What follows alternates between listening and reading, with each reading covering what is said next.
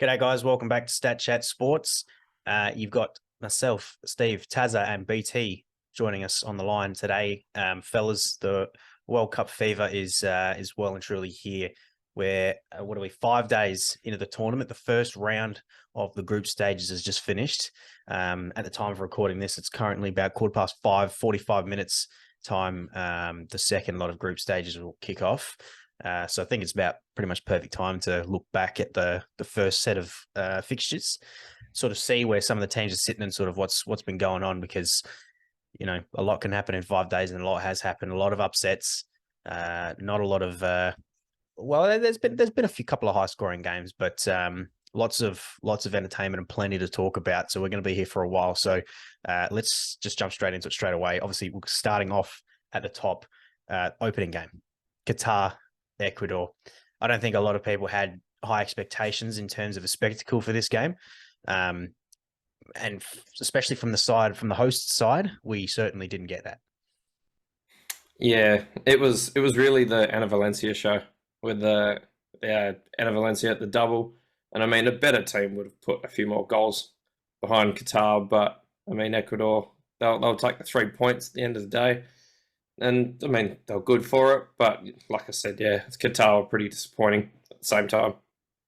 Qatar, the first time in 92 years that the host nation have failed to win the World Cup. Oh, sorry, not necessarily failed to win, but the first time they've lost their opening fixture in a World Cup, as in terms of the hosts. The host nations either won or drawn the opening fixture. So definitely not something they would have wanted to take a hold of right there. Something I think we've expected, to be perfectly honest. I mean, for one, I don't expect them to score a goal in the short World Cup that they're probably going to have. But BT, I'm sure, well, you may not have watched it live at least, but did anything stand out for you? Did not watch this game at all. Having watched the highlights, nothing about this game. I'm a sports fan, but I'm not to that extent that I'll go out of my way to watch a game like this. That's not like my alley. Well, I think this was at 12 o'clock or midnight our time here in Perth on like a Sunday or Monday, I believe. I can't remember exactly. So yeah, I tend to not mind like watching the opening fixtures. But I just wasn't overly interested in this. And I feel like the sense of like we spoke about it in our last World Cup video, but the whole excitement of the World Cup, it almost felt like it wasn't there. But I think now 5 days in, I think a lot of that's gone. And I think everyone's well and truly settled in.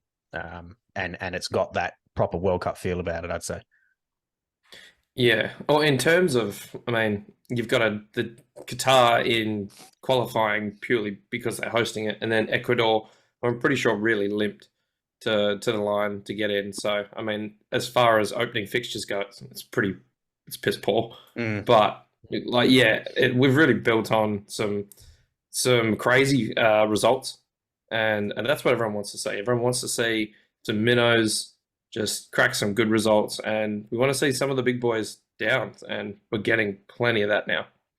Can we just quickly talk about the mass exodus at halftime by the Qatar fans? I think the stadium emptied about 50% at halftime, and they were only 2-0 down. I mean, 2-0 down you're not out the game. Yeah, anything can happen, but they were not interested at all. What did they expect as well?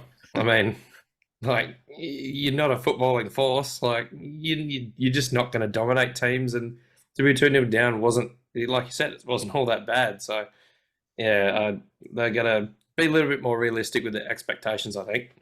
Maybe they thought that the rumors of the max fixing was actually true. So maybe when they realized that it wasn't, they're going, "Oh, stuff this wasn't going to be there." Yeah. First. Oh, sorry, go on. Yeah, I was just going to say, I reckon we move on to this England-Iran game. This one I did watch because in our group chat, obviously I didn't tune into the previews of the World Cup, but I put in there that I'm a fan of England in this World Cup. I think they're going to go pretty far in a convincing 6-2 win. Bit of a slow start from them for the first 20 minutes or so, but after that, they just got rolling and they looked like they went. I'm surprised they even conceded some goals, to be honest with you. I thought they should have probably gone in like a 6-0 type win. But yeah, they look good. They did. Yeah, BT, you most definitely are the highest amongst all of us at Statchat on England. I think, I mean, obviously, World Cup semi-finalist in 2018, a finalist in the Euros last year. I think there is there's a set of expectations on the shoulders of the England players, but I just myself personally, I just can't sort of see them doing it in the major tournaments. I feel like the way that they got to the semi-final in 2018 is they had a very easy run. I mean that can happen. Like I'm pretty much one way or another. That's going to happen for one particular team that makes it to like a semi-final or a final. They're going to have an easier run than another. But yeah, I mean, a lot of people, England fans including, I think, were expecting this probably to be the hardest fixture of their group against Iran. But I mean, they just completely blew them out of the water. I mean, you know, once it got going, they looked like a well-oiled machine, and they did not look like stopping. No, exactly. I just like their list. I think they've got a good balance of the experience, but they've got these younger guys coming through, which give them that energy that you need in a World Cup environment, because there's so many games played in such a short amount of time. So you players like Bellingham, he's going to be an absolute star. He was the best player on the pitch for me. Oh, by far. Yeah, by far. How old is he? How old? He'd be 20, 21, around there. Yeah, exactly. So you go from him to a Harry Kane and a Sterling. I think it's just, that's what I mean. I just like their list. Not necessarily, my personal pick is Brazil. I think they're going to win the whole thing. But I think England can go pretty far, and I think they may meet Brazil in the final. But they've still got, even though it was a 6-2 win, they've still got Maddison and they've got Walker to come back into play as well. So yeah, Bellingham is 19. There you go. And he doesn't turn 20. He doesn't turn 20 until the end of the season. Yeah. So it's not even like he turns 20 soon. He's got half a year. Yeah. That's ridiculous. Yeah, he's going to be a star. Yeah, he absolutely ran that whole midfield. He's like sitting next to Declan Rice. Rice is always going to sit that little bit more, but I don't think I saw Bellingham stop moving, and he got the rewards in the end by opening the score. And then that's where the floodgates just came from there, really, you know. And you know, young guys like Bukayo Saka, you mentioned the young guys there. Like, he's obviously got a lot of disappointment on his shoulders, at least from what happened with himself at the Euros. So I think he picked himself up. I think he was man of the match for this game. So yeah, like, I mean, England are looking good. They've, Wales and the US still to come, but I think a lot of people were expecting this to be one of their tougher fixtures in the group. So if they're breezing through it as quickly as this and easily as this, then they'll cream this group, no problems. And they've got the depth there as well. They've got quite a few players on their bench that could start in the team, so they could change it up if they need to. Yeah, they like to play a 5 or a 3 at the back quite often. I think it was not so much of a shock, but I think most people might have been expecting him to play the 3 or the 5, but they went for the 4. If when Kyle Walker's fit, they'll probably, or maybe in the later later stages of the tournament, they'll probably move to a 5 and bring Kyle Walker back in. So yeah, there's plenty of experience, and just the fact that they can play a 5 or they can play a 4 gives them a lot of versatility against other teams, depending on how they're shaping up. So rounding off Group A, fellas, Senegal and the Netherlands, pretty comfortable, really, I'd say, for the Dutch. It took them a while to get going. They did leave it late. Couple of mistakes from Mendy, especially for that first one. Completely missed it, and then probably should have done better on the second one too, Tazza.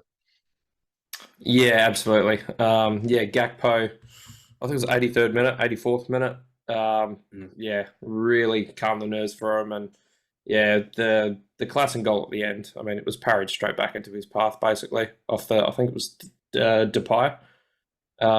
Memphis had the shot. So yeah, I mean, it's not the most convincing start from the Dutch, but I mean, they'll just be happy to get 2 points here. I think Senegal they're a plucky outfit. I mean, we both picked them as probably our ones to watch, our dark horses. Although that was before Mane was confirmed that he was unfortunately going to miss the tournament. Yes. So they're probably missing their best player there. They are, but I mean, there's still some serviceable players in that team, I think. And I mean, there's no reason why, based off this, why they can't at least push. I mean, they should be pushing for that second spot in the group. But on this evidence, they're not that far behind the Dutch, I don't think. It took a long time for them to get going. So it'll be interesting. Wales score their first goal. Get a load of this. First World Cup goal since 1958 for Wales. And who else but scored by Gareth Bale, the talisman. He's taken the summer off from golf and said, I'll play for you in the World Cup. And he gets it done from the penalty spot to earn him a point. Sorry. I don't know. I didn't watch this game, but there's one moment I saw a clip of, and I don't know if you guys have watched the highlights or watched the game or whatever. It was fairly late in the game, and the keeper, the United States keeper, he was pretty far out of his box, and Bale went to have a shot from maybe close to halfway, and one of the US players like yanked him back, got a yellow card. I saw that. Straight up yellow. Yeah. I'm assuming someone with Bale's quality, that would more than likely gone in. Do you know how late that was? That was pretty much like right at the end of the game. That would have been in stoppage time, yeah. Yeah. Yeah. So that's a massive play, really. I know it's kind of unsportsmanlike. That's what I've been reading. A lot of people didn't like it, but you do what you got to do. Oh, look, it's the biggest stage of them all. It's the difference between picking up a point and losing. And, you don't want to lose your first game on the World Cup. You don't want to start it off with a loss. You put yourself on the back foot there as it is. So, I think that they ended up with the point. They'll be pretty happy with it. But, yeah, look, it happens all the time. He's probably, the defender's just lucky that he probably wasn't closer to the goal. Otherwise, he'd have been sent off. Yeah. But yeah, it's something we do see all the time. I can understand why people don't like it, but it is part of the game at the end of the day. Ask Suarez about doing whatever it takes for your country. Yeah, that's true. Correct. Yeah. Being a goalkeeper. People just it just happens, I think. I mean, you got that much pride, it probably gets in the way of proper judgment, and you just want to do anything to win for your country. Yeah, that's it. Well, it's probably one of the biggest upsets. There was a couple throughout the group stage so far, but I think this has to go down as the biggest. Argentina, Brazil, the two favorites. A lot of people out there picking Argentina to win it. Got done by Saudi Arabia in the second half. They Argentina. I watched the game. I watched this game because I believe it was on 6 p.m. our time, so prime time for us. Argentina dominated the first half. I think it was 3 or 4 goals given, ruled for offside. The discipline of that back four for Saudi Arabia was, they were playing the offside trap perfectly. But Argentina scored 4 times, 4 goals ruled offside. One of them, the Lautaro Martinez one, seems like it may have been incorrectly called. That VAR might have measured it from the centre back directly next to Martinez, not taking into account the left back, which seemed to be like a couple of mil further back, but would have been enough to keep him onside. They were absolutely dominating in that first half. And then in that second half, something clicked in the Saudis. It's since come out. I think there's behind the scenes video. I haven't watched it, of the Saudi manager and his team talk at halftime. And apparently it's like one of the best team talks that, people have seen. And it obviously did enough to get them up and going, because it took them 10 minutes and they were 2-1 up. Was it Saudi Arabia's team talk? Was Argentina just absolutely thinking they were going to coast to that win? I mean, they come out and they were flat. I watched the whole game too, and they looked flat. Yeah. I don't know. I mean, I think they just expected that they were going to score in that second half with how the first half went. 10 offsides they had. So credit to where the credit's due. With the Saudis, they were disciplined. Their back four, they were very good. But yeah, I think Argentina came out and they're like, we'll just play how we played in the first half, and we'll snag a couple here. We'll get an easy win. We'll just cruise to victory. And complete opposite. And Argentina were the last leg of my multi, and I was spewing. Well, I think if they did what continued to do or went out with that mindset, it would have been all good and well if Saudi Arabia did the same thing, because they offered very little in that first half, really. But they completely changed the tune. They were, more than happy to be on the front foot rather than sort of sit back, play counter attack. They wanted to play, sit high, press the game, condense the game, and squeeze them, and actually put some pressure onto the Argentinian back four. And this is for me why I didn't pick Argentina as to win it. There's too many holes, I think, in that side, and I think player for player, if you look around the ground comparing them to Brazil, because I mean they are the two favorites. Besides obviously Messi, and maybe one or two more, Brazil just completely haven't for me. And I don't think Brazil would do something like this. And to be fair, it puts Argentina in a real bad spot, because their group is pretty tough, especially based on the fact of the Denmark-Tunisia fixture, who, like, that was probably one of the most exhilarating and thrilling 0-0 draws, but both of them seemed, actually, they're not part of their group, are they? Am I thinking of Poland, Mexico. Poland, Mexico. Obviously, Poland could have, and probably should have won that. We'll get to that a little bit later. But I don't think Argentina, especially, obviously, they're starting the group stage, 0-1. There's potential that they're not going to finish top of their group, which will give them a tougher fixture in the round of 16. So already it's not looking too good for them.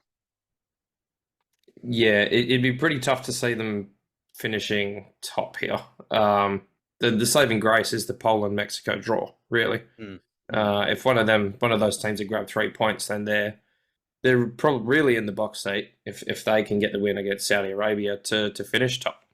So yeah, I mean, they'll get through. I think I'm fairly sure they'll get through, but in the top spot, unlikely for me.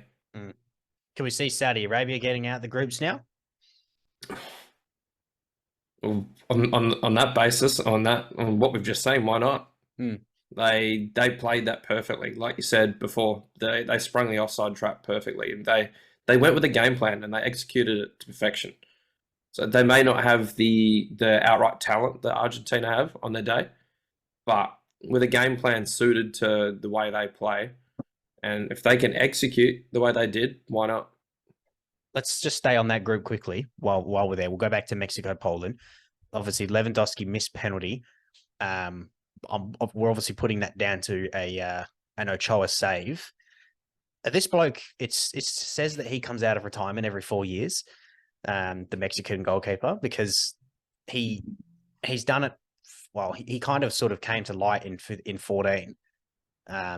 He just, something happens to him at the World Cup. He just rejuvenates. He's a completely different player, and he is almost like probably the best goalkeeper in the tournament. And has the chance to sort of to win that sort of. I don't even know if there's such thing, like if there is a Golden Glove.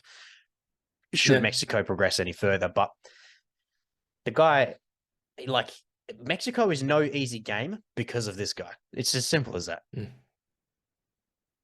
Yeah, he's an absolute stonewall. It's just you just can't get past him, and it baffles me. Like, how has he not secured a better move or a better club move on the back of any of these tournaments? I mean, he's done it for 2 World Cups in a row, and I mean we've seen with players before that the World Cup isn't the be all and end all. Teams go and spend millions of dollars on players who've played 4 good games and then don't play another one. But I mean, he's proving it time and time again on the biggest stage. What more of a stage do you want to prove yourself than at the World Cup? So, I mean, I don't claim to have seen much of his club football. I couldn't even tell you where he plays. You would, but spend most of his time in America, not in America, so at America is the club, but in Mexico. Spent the vast majority of his games there. I mean, he's 37 now, so this is going to be his last World Cup. Oh, there you go. Yeah. Well, I mean, he's probably a hero there, and he loves he He'd be an absolute hero. So why would you leave? 132 caps for the Mexican national team. Far out. That's a lot. That's a fair bit. Speaking of penalties, it seems like there's been quite a few penalties so far this World Cup. Obviously, with the VAR, that obviously changes things, but it just seems like there's been quite a few. Like most games, there's at least, well, there's always going to be a penalty shout with this VAR that everyone wants them to review the plays. But yeah, I don't know the actual stat behind it. I haven't looked that far ahead, but from what I've seen and what I've watched, it just seems like there's been a fair few penalties.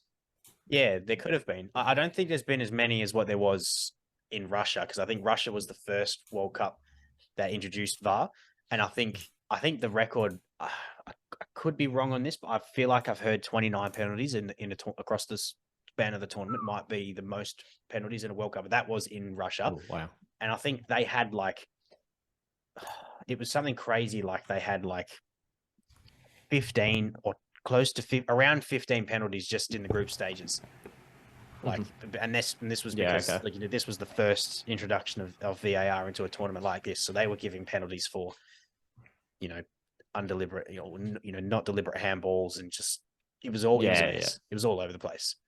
But I don't think yet we've seen probably an incorrect penalty decision given. I think we've seen him give a couple for wrestling inside the box, essentially from corners and stuff like that. Although England had one that wasn't given, and then I think it was Argentina. I think who their penalty was won by basically the exact same thing. But I think the referees have been pretty consistent overall with their penalties. They've been pretty good. But I think with VAR now, you're always going to see a fair few penalties because there's less likely to get missed. Yeah, definitely. The homegrown team, lads, Australia. They had us bouncing early. 9 minutes in, Craig Goodwin. What a goal! That was a goal. That was a peach. It was a goal crafted out of the A-League. I think it was Matt Leckie who provided the assist. But downhill from there, and pretty quickly too. Is it any surprise, really? I mean, we were dreaming. We were dreaming for a little while there. We thought, could we do it? We'd just seen what Argentina could do. Saudi Arabia could do to Argentina. Why can't we do it? France are defending champions for a reason. They're an absolute force. They've been absolutely slaughtered by injuries leading into the World Cup, and there are quite a few big players missing, but they are so deep that it really does not matter. We were never going to be a chance.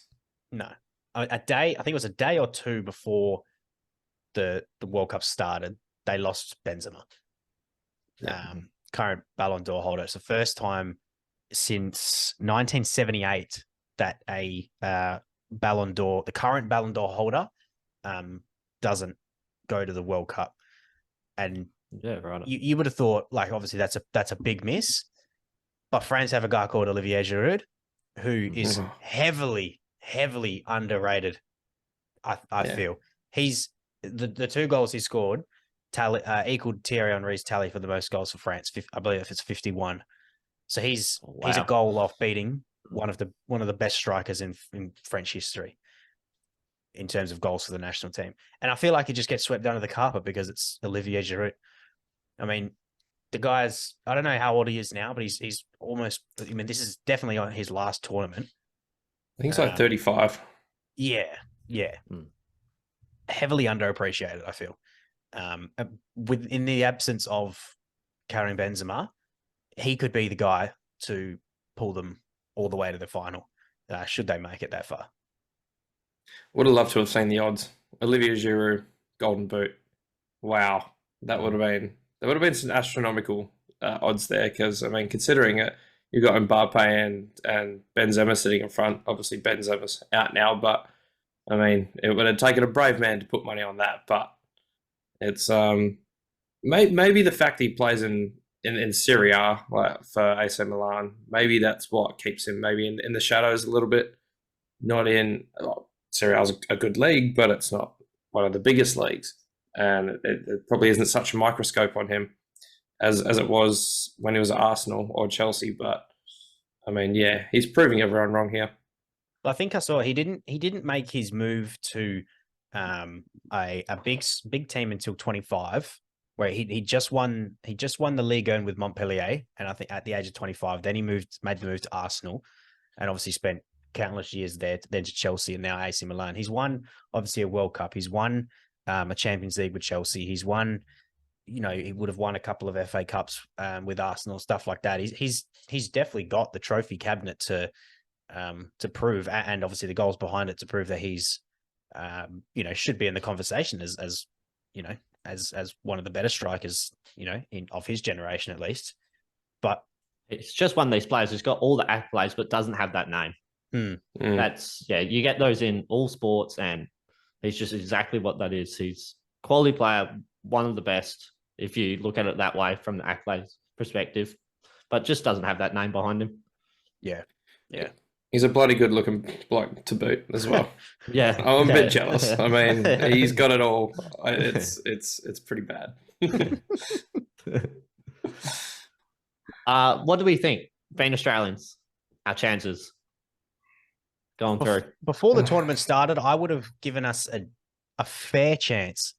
And when I say fair, I think they could have had a good chance of finishing third, and at a push, finishing second and getting out the group. But after watching Denmark and Tunisia, I would have expected us to get a win against Tunisia, and then if you at a best a draw against Denmark.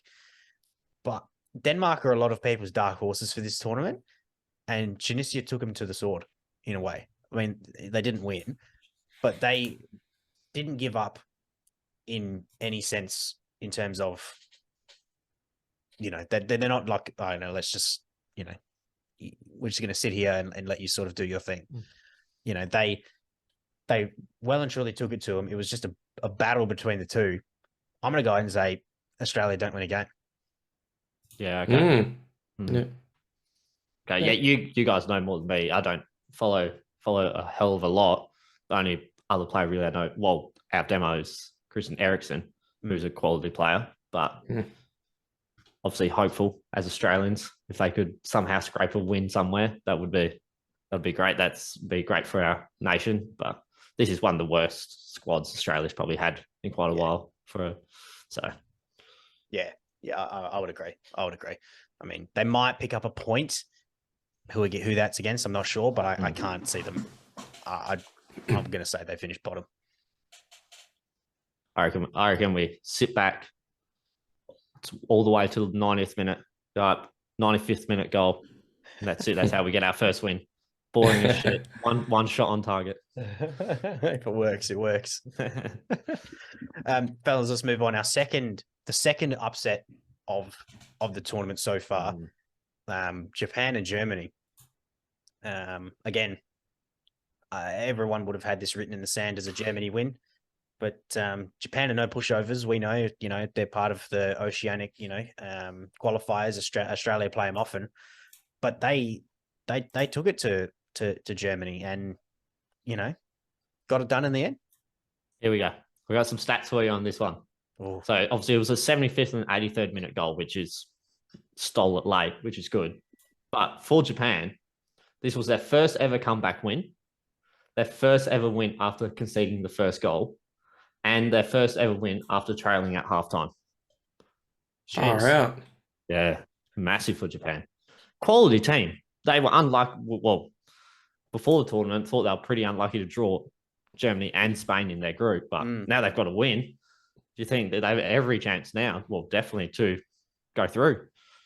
Yeah, absolutely. And likewise, Germany have every chance of once again not making it out the group stages. Repeat of and given they've got Costa Rica in that group who just got spanked 7-0. I mean, they'd count them out. The goal difference already rules them out. So, yeah, the fact that they've got that 3-point head start on Germany, take that to the bank and they look good.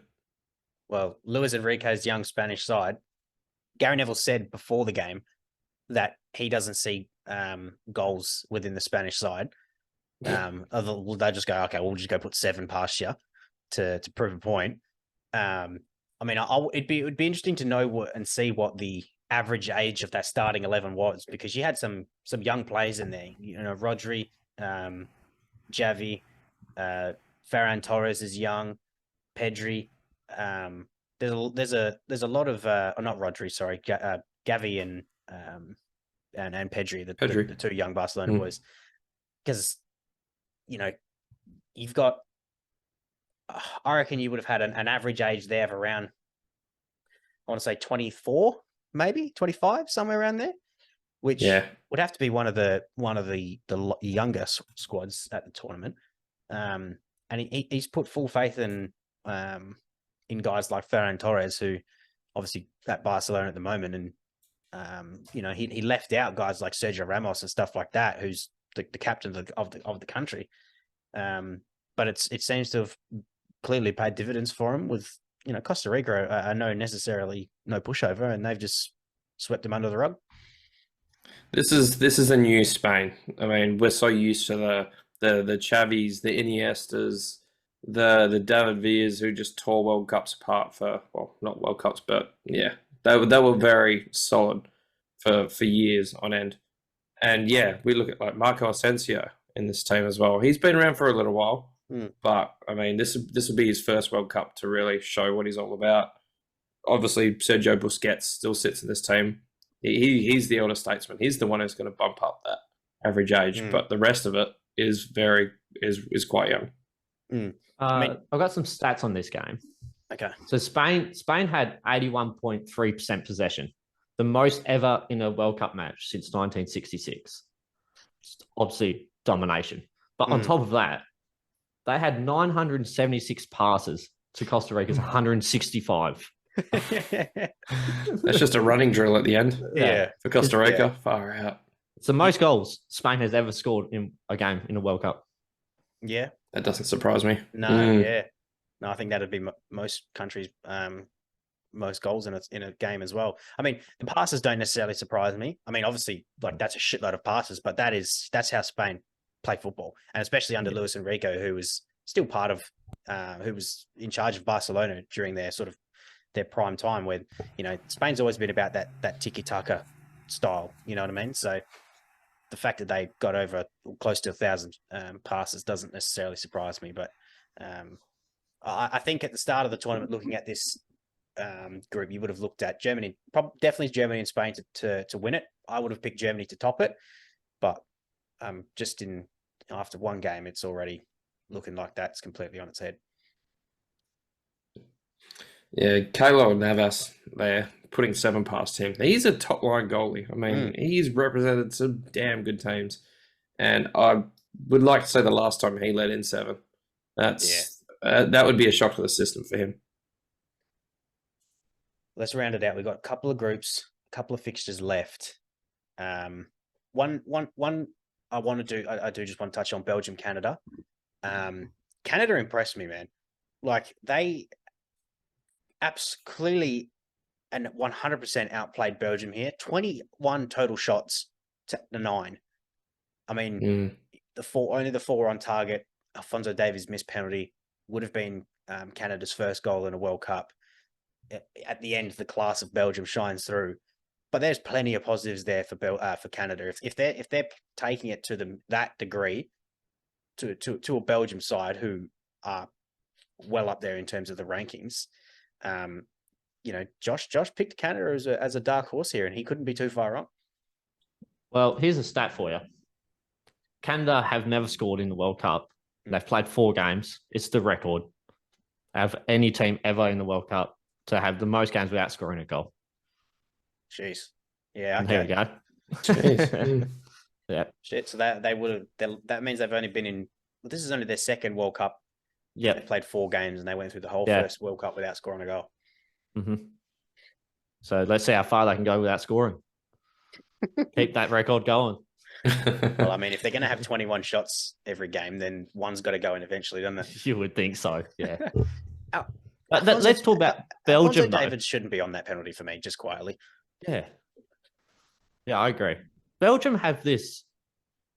They're probably one of the most underrated teams on paper, but they just always seem to underperform or just get the job done. And I think every World Cup, we always talk about Belgium. Oh, they're a dark horse. They can go all the way. We look at this team on paper and then they never do it. Yeah, I mean, they've got probably someone who's arguably the best goalkeeper in the world at the moment in Thibaut Courtois. They've got the best midfielder in the world at the moment by a country mile in Kevin De Bruyne. But apart from that, they've got everybody else is a bit mid. I mean, Eden Hazard, who is a shadow of his former self, but everybody else is a little bit mid. And I mean, that's probably the reason why, they come across a side like Brazil, for example, who is, star-studded from goalkeeper to striker.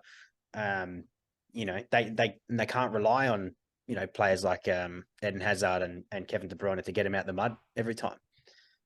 But I mean, they're a quality side. I don't look at them as so much as dark horses anymore, purely because they've got the world ranking and they've been, far in tournaments before. But yeah, look, I mean, they were very, very lucky to get a result here. There's no doubt about that. Yeah, exactly. It'll be interesting to see how they go in the later stages, if they can get these wins against the better teams. Fellas, Uruguay, Korea. Probably the record for the most Kims in one lineup for South Korea. I think their goalkeeper and back four all had the name Kim, within somewhere within their name at least. But Tazza, I believe you've got your gripe to pick with this game. Yeah, look, no shots on goal at all. This is the one game I penciled down, and I said, look, as a Liverpool supporter, I want to see my current boy in Darwin Núñez, and I want to see my former boy in Luis Suarez. I want to see them tear it apart. Didn't put one on goal. What is going on? The Sun, I've just seen an article from the Sun. Look, they've clearly got some resentment towards Luis Suarez's past. It's got Luis Suarez failed to get a nibble. This is referencing his antics against South Korea's Education City, the ground that they played at, was left hungry for goals. And then they continue. The famous Chomper could not get his teeth into this game and was subbed in the 64th minute after having no effect. This is the first line. They clearly have got some beef with Suarez here. Absolutely shocking. He's not the only one on the team. That's what I mean. They didn't even start with anything else. It was Luis Suarez just absolutely torn him to shreds. He was part of a toothless Uruguay attack against South Korea. I've never seen an outlet just go to town on one bloke in a 11-man team sport. Like, give it a rest. Oh, look, whoever wrote that article would have been licking their lips as soon as he saw the final stats and saw no shots on target. Luis Suarez dragged it within the hour. He would have been like, this is my opportunity for gold here. Yeah. and he absolutely took it. Oh, he took it with aplomb, 100%. What do we got? The last two fixtures of the opening week, should we say? Couple of potential tournament favourites. Portugal, Cristiano Ronaldo on the score sheet. I think he becomes the first player to score in 5 consecutive World Cups. No surprise, really. Also, he now has the record for the most World Cup man of the matches. He's got 7 now. Jeez. Yeah. Okay. That's a bit of a quality player there, hey? Yeah. Some could say that. Again, this is partly the reason why I have Portugal down to not progress very far in this game. They just like to make things difficult for themselves. I mean, Ghana. Credit to Ghana. Ghana are a good side, and I understand that. But I mean, given how stacked that Portugal side is, they should be winning a lot more convincingly than what they at least did here. I mean, am I wrong here? Like, they're too star-studded to be, having a nail-biting finish against Ghana. They're a very attacking team, but I'm not sure. I mean, even their backline in Rafael Guerra and João Cancelo, very attacking, but I'm not sure going back they're all that safe. I mean, you got Ruben Dias, who's an absolute man mountain there at centre back, but I don't know. They've got all the attacking flair in the world in guys like Yao Felix, Bernardo Silva, Otavio, Cristiano Ronaldo. Look, the list goes on. There's so much going forward, but going back, I'm not sure that there's a hell of a lot. Thoughts on the Osman Bakari hitting the Sui in the 89th minute when your team is still 3-2 down? Or Oh, yeah, not a good look. And yeah, old mate didn't like it either. no, CR7 was not a fan. he Oh, wasn't. CR7. I'm thinking speed. I did say that. Yeah. Did he just hit the Sue? I don't think we can repeat some of the stuff that he said here on this channel, but I mean, yeah. I haven't seen Ronaldo's reaction to that, but I've heard that he wasn't like, fully impressed. He kind of had the arm up like, what does this guy think What are he's you doing? My thoughts exactly. I mean, you're scoring in the 89th minute. Your team's still losing. You're celebrating like that. You're just making a fool of yourself. If that's a winning goal, go wild, go crazy. Absolutely. The world is your stage. Just do whatever you want. Rip your shirt off if that's what you feel like doing. But if you're losing, look, it's a shit look. Oh, I think he has to be having the piss taken out of him for that. Surely that's got to be a dunce. Yeah, if we aren't doing the star of the dunce, we might have to bring it back on the back of this. But yeah, dunce without a doubt.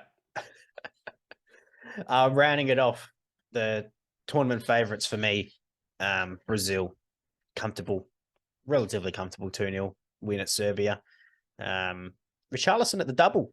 I was a bit surprised when Richarlison was included into the squad, if I'm being completely honest.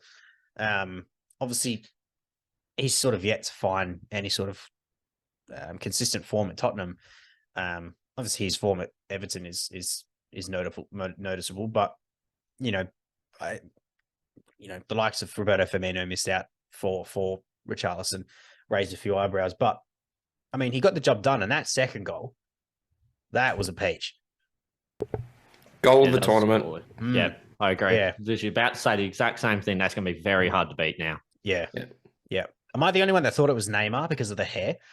Yes, I thought the exact same. I was like, oh, what a goal from Neymar. Facts. Speaking of Neymar, yes, this is a big one. That injury, rolled ankle. He didn't look happy when he came off. He was crying, hands on his face. Yeah, the images going around of his ankle, it looked big. Yeah. This is massive. This is massive news for him. Still quality team with or without him there, but obviously arguably one of the best players in the world. So that's not something you want to lose. No, absolutely not. There's definitely depth there within their side to replace him, but you're missing a huge part of that team. And for Neymar himself, this is probably his last World Cup too. So if he goes out of it after one game, he's obviously going to be devastated. And Neymar's 30. I reckon he could get to another one. Oh, but saying that, they have a lot of talent that'll come through. Probably push him out.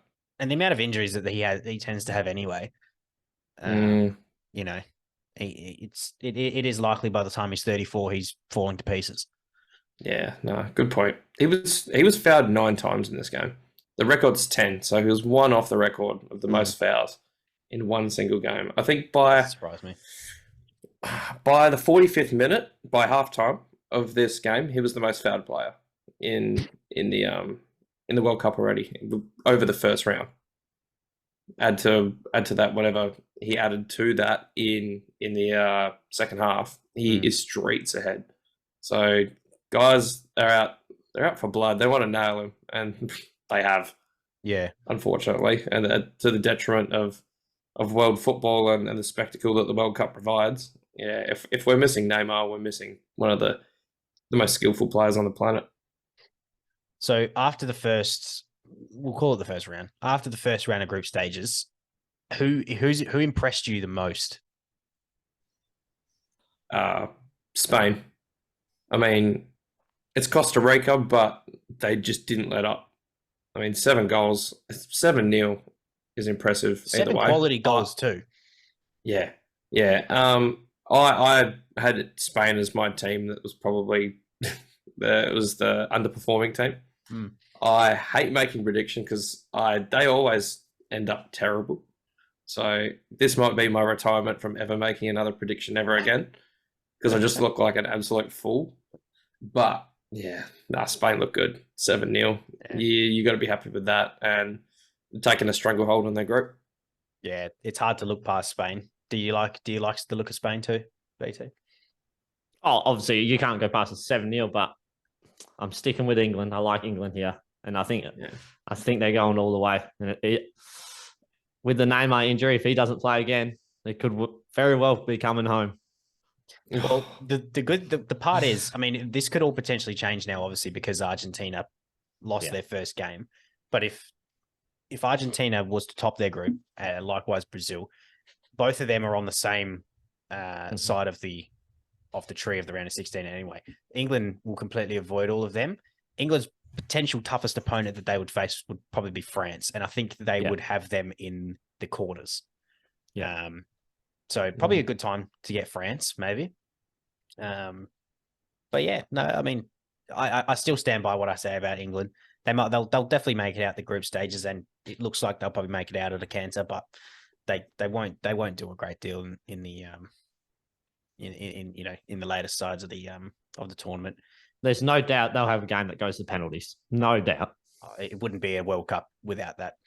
Yeah, exactly. That's where they'll lose as well. Yeah. Hopefully it happens against Wales. I'd love to see that. Just the banter.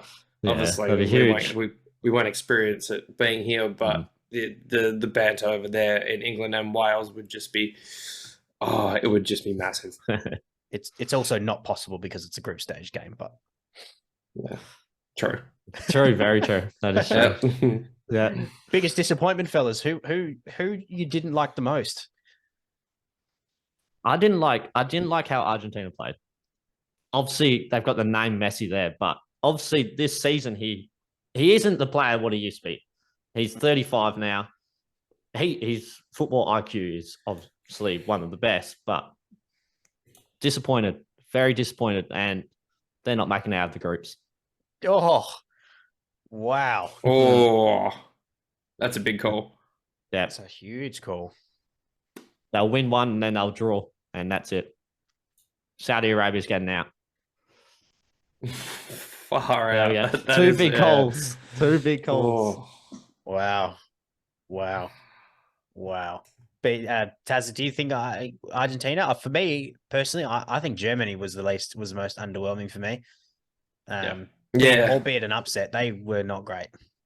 Yeah, no, I didn't watch all of that game. I watched the first half, and even that, I mean, the penalty was a pretty obvious penalty. The Japanese keeper just about murdered the defender. He accidentally tripped him and then decided to jump on top of him, which was strange. But yeah, look, that whole first half was pretty uninspiring, and it got even worse in the second half. So yeah, they're in some danger, Germany. Like I said before, Japan have got the wood on them, and Spain being so far ahead on goal difference, if that's what it comes down to, it's they're in trouble. They still had 25 shots. They did, where Argentina only had 14. So sorry, fellas, but I'll win this one. But Argentina also had like 4 goals chalked off. Exactly. Yeah. They could have been daylights ahead of that game. Yeah. And Japan is better than Saudi Arabia. Yeah. No, fact. Just a bit. All right, fellas, that's going to wrap it up as we speak right now. Wales and Iran have officially kicked off, so we've got some football to watch. But good stuff. Thanks for joining us. If you're finding the content for the first time because of this World Cup and you are new, feel free to hit the subscribe button if you like what you're watching. Stay tuned. Obviously, we'll be back probably the same time next week to cover the second round of group stage games, see if any opinions have changed on who might make it out and who might not. But cheers for joining us, boys, and we'll catch you in the next one.